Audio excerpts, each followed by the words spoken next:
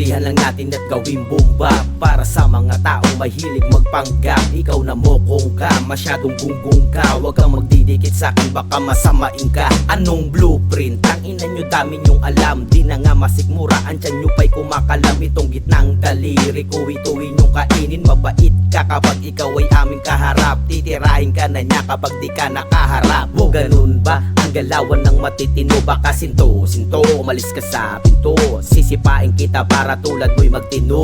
Teka lang, ano ba ang gusto mong sabihin? Sige sabihin, huwag kang matakot na sabihin. Yan nilalaro ko na para klaro sa paningin. Takot ako sa labas ngipin, baka ako'y kagatin. Takot ako sa labas ngipin, baka ako'y kagatin. Takot ako sa labas ngipin, baka ako'y kagatin. Ako'y nabasbasan kahit di ko na to paspasan. Mas maganda yung mabagal para maintindihan ng utak mo.